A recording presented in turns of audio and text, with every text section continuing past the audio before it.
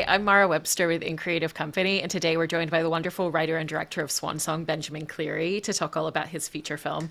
And I wanted to start with talking about a lot of the technological aspects that you bring into the story and how you really use that to tell a narrative story focused on character, because I know that you did a lot of research and spoke to a lot of people working in futuristic technology, working within AI, and really ended up with a robust document of world building and all of the technological facets that could potentially exist within the world of this story and the different ways that that technology could potentially be utilized. And once you had that world building document, how did you take a lot of the technological details and really find the ways where you could add it into the script where it never feels didactic, but it's really elements that enhance the way that you want to tell the story and the way that you want us to focus on the emotional trajectory of the character? Amazing. Thank you so much. For that. Yeah, like it's I suppose the way I was thinking about it in many ways was that the technology in it were going to be a bit of that kind of iceberg thing where the tip of the iceberg would be what we showed ultimately, but that there was a lot submerged beneath that. I think as an audience member, you feel that, you feel that that research was done, I find, in things like this, but that and it just lets you decide what you're actually going to show ultimately. I think that a big part of this entire thing that you're speaking about there as well is like knowing what the movie is, right? And knowing that, hey, we're making something that, yeah, it does have sci-fi elements, but it's a really human story. It's about the love story at its heart. It's about family. It's about really the all of the human decisions that are involved in Cameron's dilemma and indeed Jack's dilemma, I suppose. So for me, it was just a case of being very careful to never, like you say, go down that kind of didactic route or jump into territory where we were getting more information about the tech than we really needed. It was really important to me to do the amount of world building needed so that we, as an audience, would hopefully just drift into the story, believe that it was around 20 years in the future, and then allow the human story to take place. So, I mean, all of our design decisions, our wonderful production designer, Annie Beecham, who was just amazing, totally got on board with that idea of the kind of less is more and thinking about the space and thinking about, this is sci-fi. We do need a world, but let's try and make it in such a way where it recedes into the background and we never feel like this world is something that's so foreign to our present day that we can't kind of stay focused on the emotion at the center. So that was a very long-winded answer. Sorry to start the interview with, but there you It's go. wonderful. And I think everything that you're talking about also transfers over into the way that you filmed a lot of the scenes, because you're filming a multitude of scenes where Mahershala Ali is playing against himself as both Cameron and the clone that is created of himself, like an AI version of himself. And you didn't go lean towards the technology like motion capture. You really wanted it to be about his performance and used a lot of editing and post-production, kind of like really stitching those shots together, but again still didn't allow the camera to stay still in those moments when the two of them are together. It's still the camera moving around and giving us, all of the elements of the frame, all of the elements of the story. And so how did that lead to a lot of the decisions that you made with everything that you were just saying about the technology, in also how you wanted to film those scenes with Mahershala, and with Shane Dean, who played his double in those? Yeah, an amazing challenge, So there was definitely some days where I was thinking for my first feature, like what was I thinking when I decided to do all this stuff, that so many technical things. But then, you get to work with an absolute master like Mahershala Ali. And, you mentioned Shane Dean as well, is his double, who was just so great and so generous, and their partnership was awesome. But, I think that there's a couple of parts to that, I suppose. One of the things is because this double performance is an emotional one and it's just an action film, in any way. I knew really early on that anything we did in terms of how we shot this needed to, as much as it possibly could, get out of the way and not take loads of time. So you mentioned motion control there, and we very quickly decided not to use motion control because although it is an amazing technology, it can be temperamental. It can take a lot of time. There's setup time. Sometimes things go wrong and you're waiting for a while. And I really wanted to try and, as much as possible, not have Mahershala having to wait around, for technical things to happen. So I really went for the simple ways of shooting it where I could, like you say, it's split screens, it's over the shoulder shots, it's singles, it's stitching pans and things like that, and matching our pans, making sure they were kind of pace wise and framing wise really good, and then doing dirty comps and all that kind of thing on the fly to make sure we were cool. But I think the other side of it then is the performance and the emotion side of it. And then you've got to work out. So when you've worked out the technicals and tried to hopefully create a space where Mahershala can do his work unencumbered by, all of these things, waiting around as much as possible. They were still waiting. He had to be really patient at times, but as little as possible. I think the next thing is, well, how do we get it to a point where he's acting across from himself? How do we get the performance and the cadence right there? And I think it was incredible watching Mahershala work. And, if we shoot Cameron first, working out with Shane sometimes what he might do on the other side, so he'd talk to Shane about it, and then we'd all speak about it and we'd try things out, and we'd find the scene, and watching Mahershala do it was amazing, because each time we flipped around to Jack, if we were doing Cameron first, watching him go back the other way was just amazing. Just having that, I don't know, foresight or whatever, or instinct that he had to do it was quite incredible. One of the technical things that we discovered quite early on that was really helpful was I took the audio from his first take, like when he was Cameron, for instance, and I'd play that back for when he was Jack, like I'd pick a take or a couple of takes that I liked, and we'd play that back. And so he was actually playing across from Shane, but with his own audio. And that was amazing, because the cadence and the rhythm and those kind of things were really retained, I think, when we did that. And Mahershala reacted really well to that, hearing his voice. So that was a great little breakthrough, I think, that we had that helped us along the way. And sometimes I'd mix up the takes, I'd do a new take, so he had a bit of a fresh read and things like that. But it was just, I guess when you're doing something technical like this as a director, your big responsibility is to try and make it as untechnical as you possibly can, because actors are doing such an incredible job of being so vulnerable and putting everything out there. And Mahershala was going to such incredible emotional spaces with these roles that I think that was really my number one, was to try and protect the space and make it somewhere where he could do that work. And I think what he did was remarkable in the end. Yeah, his performance is really astounding when you look at the two characters that he's playing, and the fact that he's playing a secondary character that is a carbon copy to some degree, and yet the internal world of the characters is also different. There's kind of an undercurrent that's so subtle that even his own wife can't tell the difference between the two of them. And I know that for you spoke about when you were editing it, that like in a second you could kind of tell the small nuances. And so what were some of those small details that the two of you discussed about having as those really kind of almost undetectable differences, but that would create an essence and a feel for the audience, where we also always know which character we're watching on screen? Right. Yeah. I mean, it was really interesting, because you look at some of the films that might have been made before where there's doubles and there's a fairly noticeable physical difference, or something like that. Whereas for this, the very essence of it was that they would be completely identical. But as you say, and that's a beautiful way of putting it, I think that the inner sort of worlds are different. And that's when, working with someone who's so in charge of their craft as Mahershala is, comes into play. I remember in one of our earliest conversations, we might have met 3 or 4 times only at this point.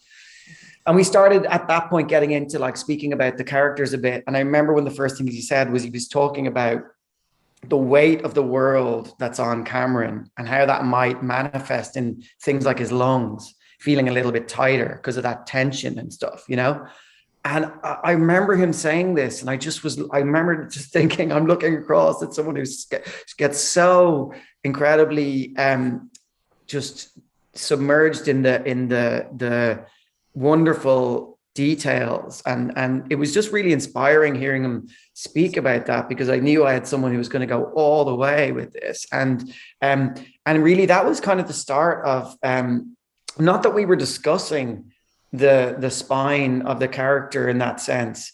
But seeing our conversations about motivation, for instance, or why something was happening, or where Cameron was or Jack was in their journey, and then seeing those conversations just be manifested in the takes, that would come, or the scene that would come, was really a great privilege, And I think that finding those. So when it came to the edit, it just knowing immediately who the characters were like that. I mean, and on the day, right, I was looking at stuff and just thinking, that's Jack right there. I just know, and I think Mahershala managed to, I guess what's different about the characters is their circumstance.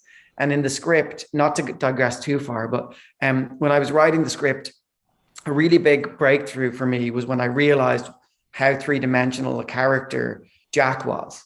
And when I stepped into his shoes, I realized, like, oh yeah, but this guy is completely legit, right? He totally feels like himself, but he's suddenly sitting there and he no longer has this brain disease, but he's waiting on this other him who he knows doesn't believe in him to give him permission to go see his family again. So you've got a character who's got everything on the line, and has to play this really difficult eggshells game of not slipping up.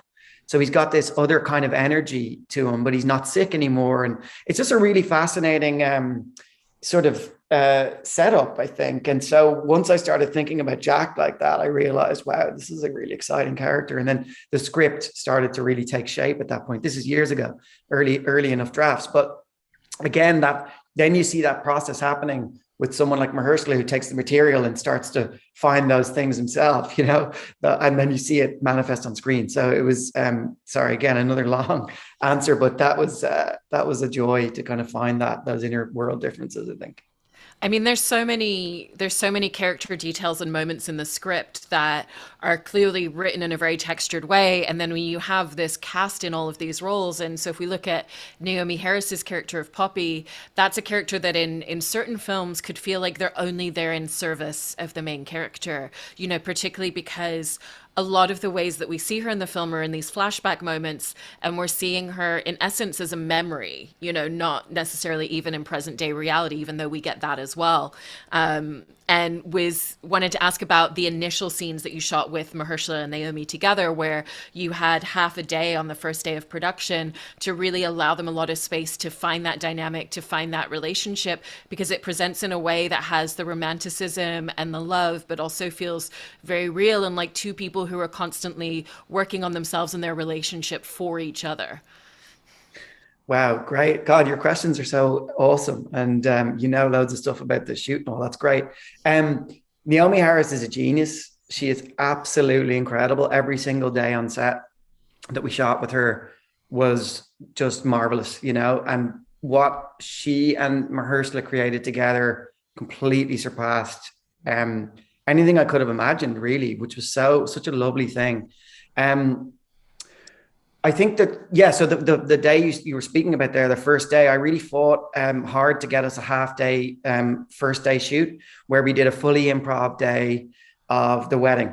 And I love to do improv. And I always knew I was going to do it for the memories, mainly for the memory snippets. Like, we weren't improvising like the train scene or things like that. That's as written. But I knew that for the memories, I wanted to find what felt like a very organic and really free flowing vibe. And that includes like the actors, but also Masanobu, our incredible DP, being there handheld and sort of, I called it kind of like a dance with the characters, being there and a feeling like as subjective as possible without, going down the lens. Although we do go down the lens a little bit too, because I think it felt in my gut that we were afforded that permission a bit in some of the memories. But basically, the idea was that the present day was going to have one sort of style, which was a little bit more locked in, more considered framings, sort of shots that were symmetrical, center frame characters, slow push-ins, quite a rigid feel, because I felt that really illustrated or represented Cameron's locked in nightmare of the present day in a sense. Whereas when we got to the memories, I really wanted it to feel a bit more vibrant. We were handheld. Some of the only handheld we had in the film was there. And it was just, I wanted it to feel like this really sort of fluid thing, and for it to contrast with the present day. So that was kind of, in a sense, then when it came to things like the wedding day, first day shoot, what I wanted to do was get both the cast and the crew ready for, in a sense, for how some of the shoot was going to unfold, and for what my vibe was in terms of like being quite fluid in those moments and writing a little scenario, but being able to find something different in it, or saying, hey, this part of the room is actually quite interesting, let's jump over there and like let's do this. And I think Naomi and Mahershala were so great at doing these sometimes really long takes of improv, like 10 minutes sometimes, but waiting and just finding those little bits of gold. And it was incredible to watch. Like, I mean, there was so much stuff we left on the cutting room floor that we could have used. But yeah, anyway, I think hopefully that I've kind of forgotten what you asked at the start, but yeah.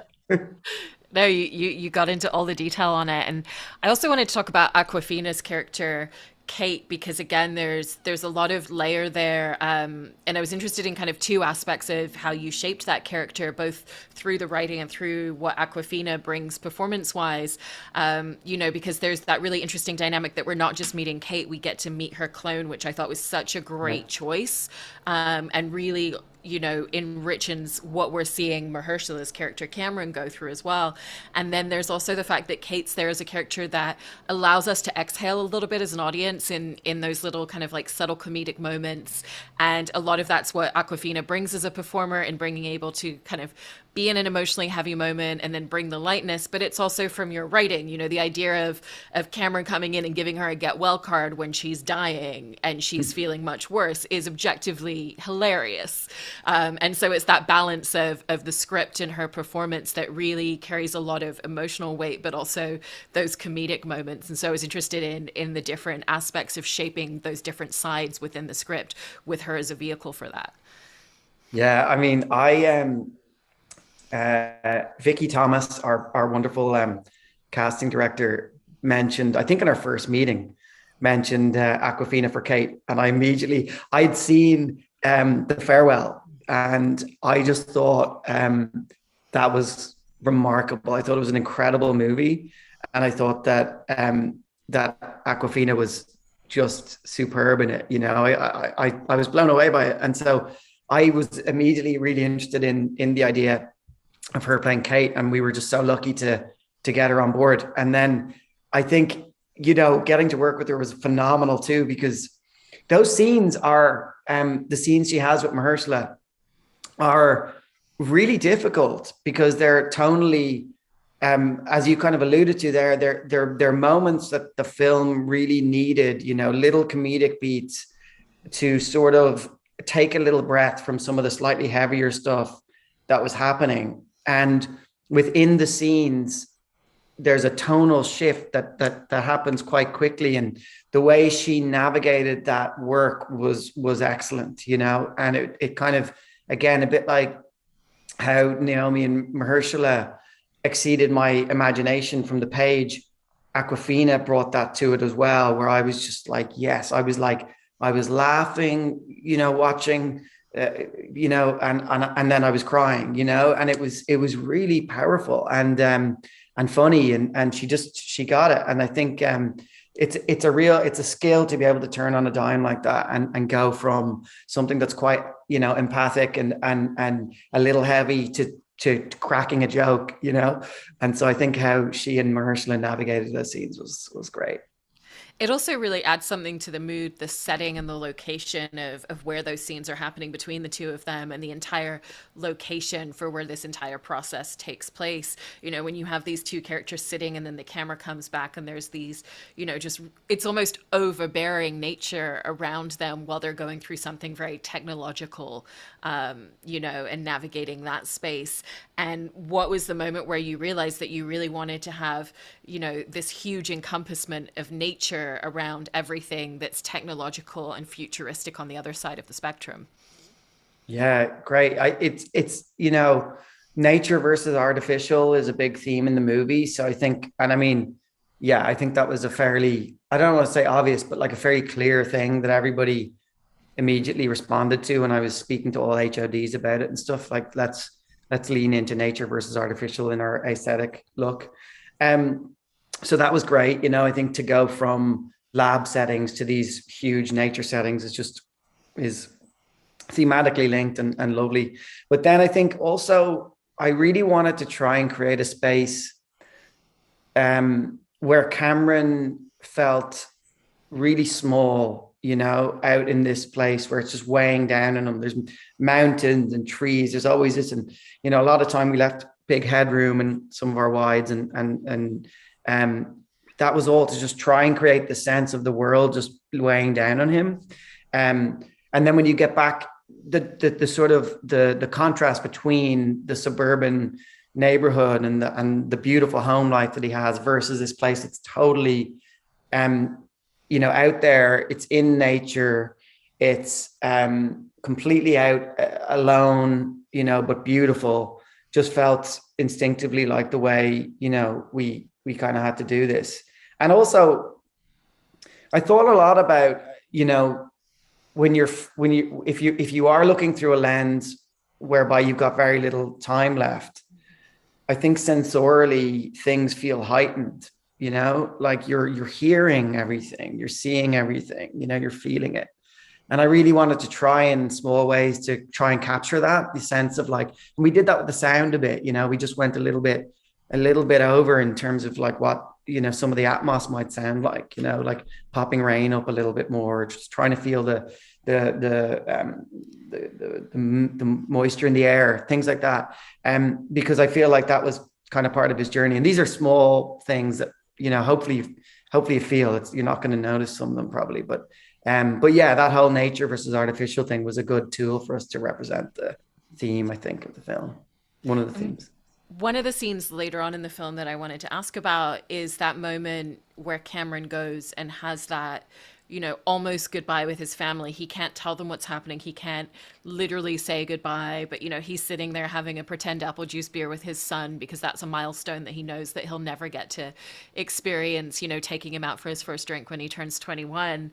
And I feel like early in the movie, as an audience member, there's a real emotional impact from watching this man who's not going to be able to have that final time when time is such a finite thing for him, and he's not going to be able to say goodbye to the people that he loves the most or even tell them.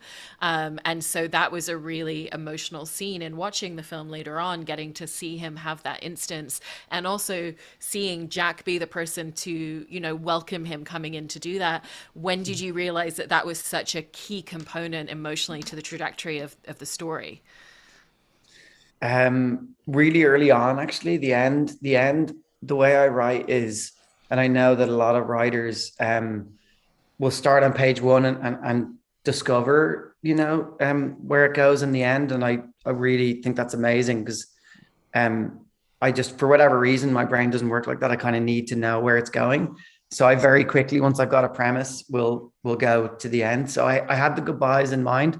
I think I've lost people without getting a goodbye, you know, and that made a big that had a big impact on me. And I think the idea of goodbyes was really a big part of this story for me. So those sort of half goodbyes, if you want to call it, that he has with his family, where he's getting to say goodbye, but they don't necessarily know, were just always really crucial parts of where the movie was going. And in a sense, I suppose they really are the representation of the idea that this is a story about the human elements, you know.